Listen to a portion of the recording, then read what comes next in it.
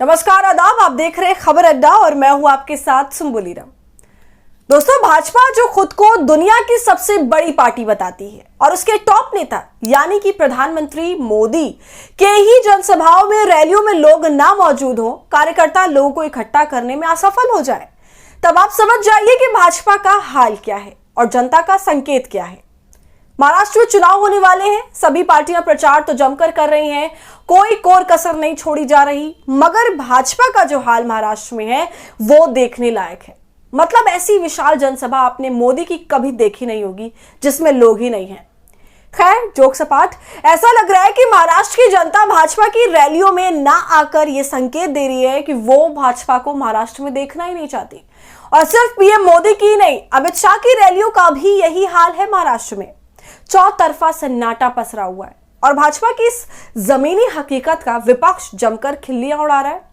दोस्तों, हमने आपको पहले ही एक वीडियो में दिखाया कि कैसे अमित शाह की रैलियों में कुर्सियां खाली पड़ी थी, जिसकी एक वीडियो भी तेजी से वायरल हुई है, जिसमें आप जिधर भी नजर दौड़ाएंगे खाली कुर्सियां, खाली मैदान पाएंगे। मतलब देश के गृह मंत्री अमित शाह, भाजपा के चाणक्य कहे जाने वाले मोदी के बाद जिनका नाम आता है नंबर 2 के नेता, उनकी रैली में कोई शरीक नहीं हुआ। जरा भी इंटरेस्ट नहीं दिखाया गया लोगों की तरफ से और मजबूरन जरा से लोगों को अमित शाह ने अपना पूरा भाषण सुनाया।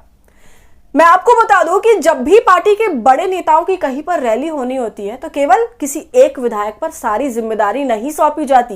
उस रैली का आयोजन करने के लिए बाजाप्ता उस क्षेत्र के जितने भी विधायक होते हैं वो सब रैली के काम में जुट जाते हैं। और जो सबसे बड़ा काम होता है वो होता है प्रचार करने का, लोगों से आग्रह करने का, उनको इकट्ठा करने का रैलियों में। और ऐसा करने के लिए कार्यकर्ता कई बार जनता को अलग अलग तरीके से भी लुभाने की कोशिश करते हैं। और जब भाजपा के फायर ब्रांड नेता, टॉप लेवल के नेता पीएम मोदी और अमित शाह जैसों की रैली होनी होती है, तब तो विधायकों पर और कार्यकर्ताओं पर ऑलरेडी ढेर सारा प्रेशर होता है भीड़ इकट्ठा करने का और सफलतापूर्वक रैली का आयोजन करने का। लेकिन इन सब बातों और एफर्ट्स के बावजूद देखिए, यहां पर भाजपा की टीम फेल हो गई, या कहे कि सभी कोशिशों के बाद भी जनता रैली में नहीं पहुंची।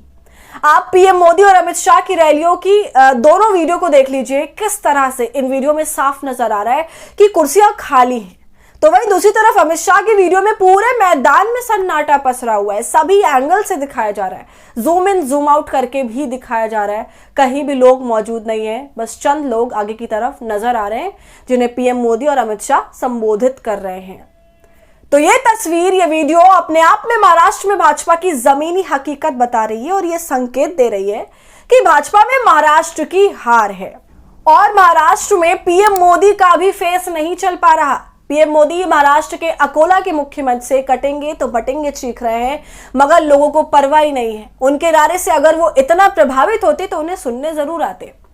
अब देखिए, बीजेपी ने इस हार को कवर अप कैसे किया। भाजपा आईटी सेल ने पीएम मोदी की फोटो वायरल करी और ऐसा दिखाया कि उन्हें सुनने के लिए भारी तादाद में लोग आए हैं, जन सैलाब उमड़ पड़ा है।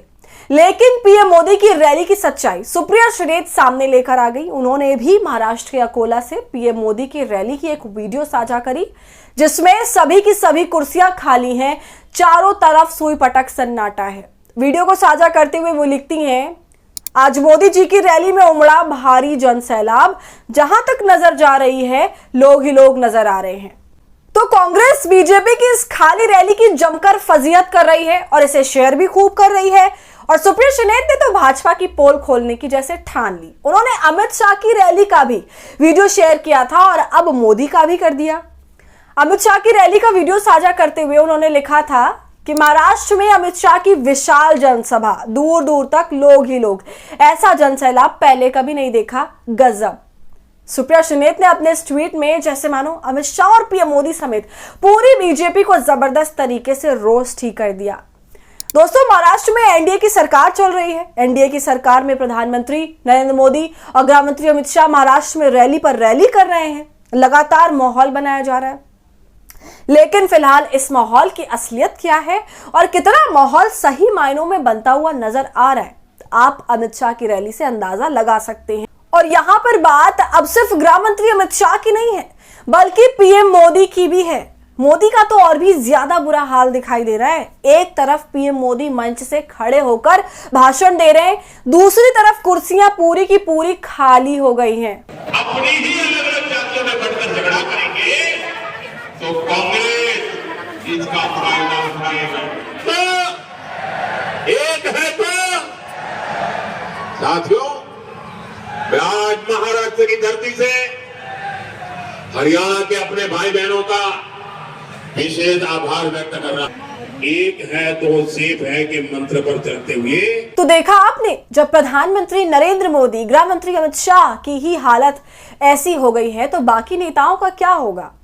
महाराष्ट्र में भाजपा अपनी लोकप्रियता और खासकर भाजपा जो पीएम मोदी के चेहरे पर चुनाव जीतती है और आखिरी दांव चलने के लिए पीएम मोदी को आगे करती है, तो ये फेस वाला हथकंडा अब महाराष्ट्र में फीका पड़ता नजर आ रहा है। सबकी हालत खराब है। एक तरफ एनडीए में जो टूट है वो है कि थमने का नाम नहीं ले रहा। लगातार नेताओं के इस्तीफों की फहरिस्त लंबी होती जा रही है और महाराष्ट्र में बागी बड़ा चैलेंज बने हुए भाजपा के लिए, और इस चैलेंज पर ऊपर अलग से नमक छिड़कने वाली स्थिति भाजपा के लिए सामने आ गई। रैलियों का ही बुरा हाल हो गया। ये तस्वीरें अपने आप में साफ बयां करती नजर आ रही है कि महाराष्ट्र में क्या होने वाला है। अब ये रुझान है तो नतीजे क्या होंगे आप समझ सकते हैं। वैसे भाजपा के खेल तो भाई निराले होते हैं, ये हमने हरियाणा में देख लिया। हरियाणा में भी भाजपा की रैलियों का यही हाल था। रो रो कर 4 रैलियां करी थी, उसमें भी लोगों का कोई नामो निशान नहीं था, मगर फिर भी भाजपा चुनाव जीत गई। तो महाराष्ट्र में क्या होगा ये तो आने वाली 23 नवंबर की तारीख को पता चल ही जाएगा। मगर फिलहाल इन रुझानों से तो यही समझ आ रहा है कि महाराष्ट्र की जनता ने मोदी, अमित शाह समेत पूरी बीजेपी को नकार दिया है।